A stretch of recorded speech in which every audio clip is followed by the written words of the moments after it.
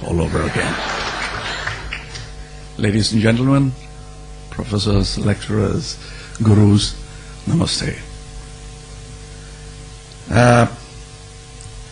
I wouldn't know the difference between a good lecture and a bad lecture, for I've never done that.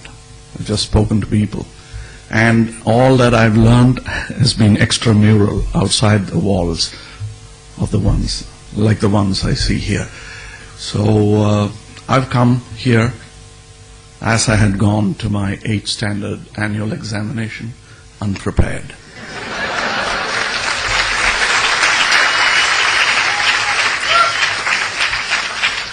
And that was the reason I was a high school dropout. But here I see no such peril. I presume you're all good hosts. So if I fail, you'll still be nice to me.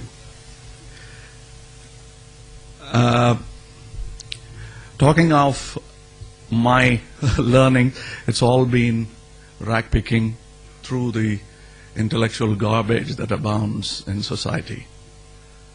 Not that I'm talking ill of my feeding ground, but there are many professor friends of mine who say similar things about university education. But then for me, from the other side, it looks greener. So going back to the old adage, the grass is always greener on the septic tank. Okay. Now that I've said equally good words about you and me, we're all in the same soup. So let's learn to swim as I have. And if you have any particular questions about strokes, let me tell you, because I learned it all on my own. I envy you guys because you have it all on a platter. I would have liked to be here, but I didn't qualify. I was a bit slow. What would take you about 4 or 5 years has taken me 25 years. That's what happens when you don't have an agenda, an academician looking down on your syllabus, looking at your syllabus, and probably looking down too. Some of my professor friends say they're very unhappy the way the country is being educated. It is definitely a change from the Mackello times where we were only creating clerks and babus for governmental use. We've come a long way from there. And if you're wondering why I've not hit the title I've been given, I told you I didn't come prepared. So I'm not going to use the cliche of hitting the title that's given to me.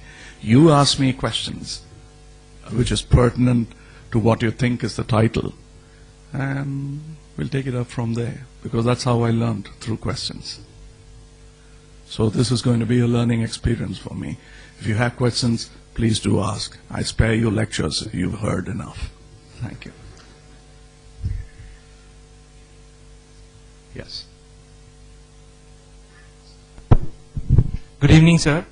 I'm Gautam from first year, and I'm very thankful that I'm in the same stage where you are, at least in the same room. So am I. Go ahead. It's not, and it's like they say, with great power comes great responsibility, and you being so old, I mean, to your, if I'm allowed to say that, by measuring your experience in such a young field, that is the Tamil industry, what do you see as the responsibility that's been bestowed on you, and how do you think you'll guide this? You've seen some of the Tamil films, Hindi, even Telugu. I'm a Tamilian. Tamilian. Okay, let's start with where it hurts you. You say, talk of responsibilities. You've seen the film. Do you think we are responsible people at all? Yes. You look at our films, we are irresponsible. That's what comes through them. One or two guys raise a voice in between to make us seem responsible.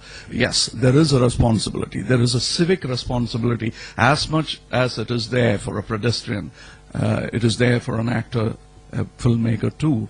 But we seem to have forgotten in pursuit of working for money bags. I know it is a management school, and I must talk to you about compromises and how to manage. You don't have to compromise. You still can make money. I'm a standing proof.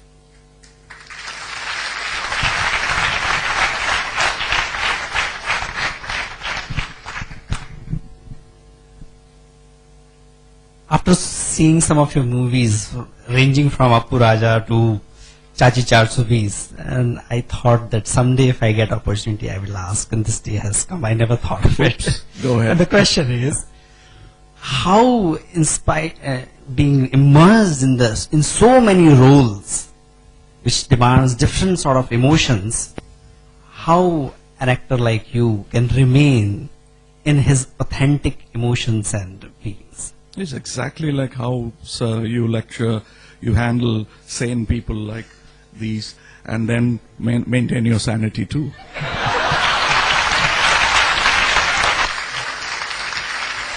So,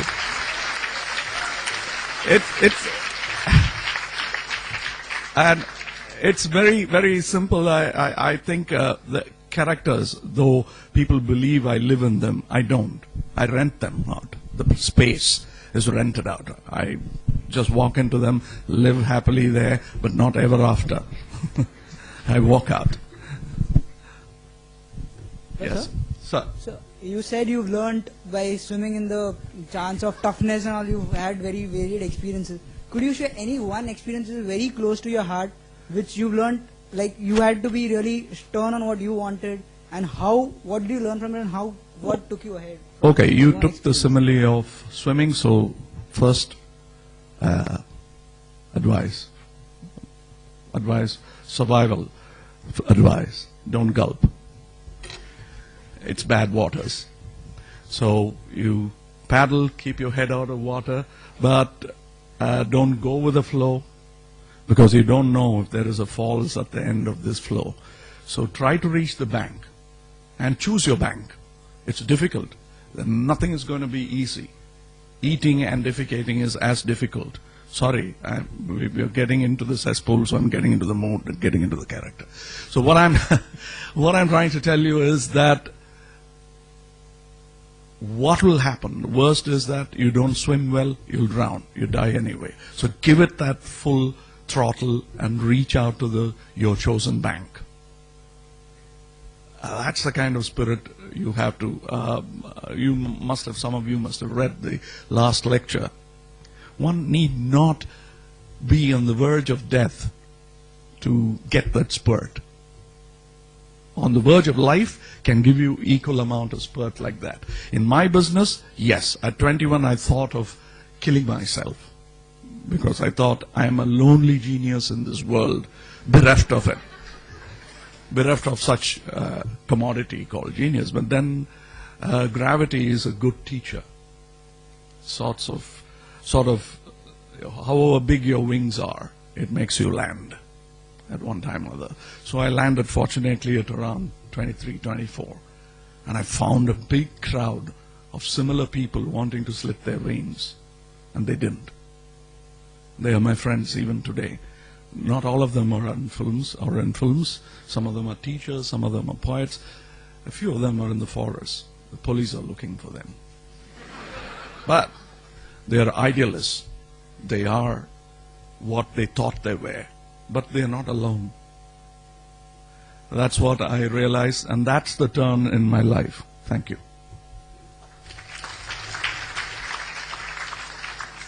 Sir, this is Krishna Prasad from Chennai. Needless to say, now I'm Mahabaram Rasigan. I have two questions for you. Like India is a powerhouse of talent. There is so much talent in this country, but why do you think we're not able to make the kind of movies that are made in Hollywood? This is my first question. Second question is, today if you see Indian films, many of them are made purely with a commercial purpose. Like just because call sheet of an actor is available, just because you need to make masala movies with complete disregard for script or screenplay. People start making movies. What's your take on this? And do you think this is healthy for the Indian film industry? Do you think just masala is good for health? It can't be. It's just a ingredient, an additional flavor to the food. How can you forget food and feed the customer only with masala? It can't happen, and people will throw up new ideas. I know. I'd like to keep this less nauseous than it's getting to be. So what I'm trying to tell you is that instead of shouting down at my peers or looking down on them, I tell you what ails them. This country, you said, is full of talents, but it's also full of followers. What we need are leaders. And what we need to understand is we are the lawmakers. We don't have to look up at the parliament or at Delhi to make our laws. Our voice will become law. It has. Look at that Gujarati gentleman. I'm a great fan of his. That's because I'm thinking ahead of my times. I'm talking about Mr. Mohandas Karamchand Gandhi. That man is an important hero for me. Not because he's a Mahatma. I have already stripped him off the halo around his head, disrespectfully hoisted there by people with political intent. I am a man, and I look at him as my peer, and I imagine what I would do if I were in his shoes today. And that's what I'm doing within my chosen small spectrum called cinema. If you think I'm arrogating myself to be something as big as Mr. Gandhi, why not? Who knows, there are 20 Kamal Hassans and 10 Shivaji Ganesans sitting here. And throw in a couple of Amitabh Bachchans and Amir Khans. We don't know. So why should you belittle yourself and look up at the dais? I like this arrangement of the dais. It's below you.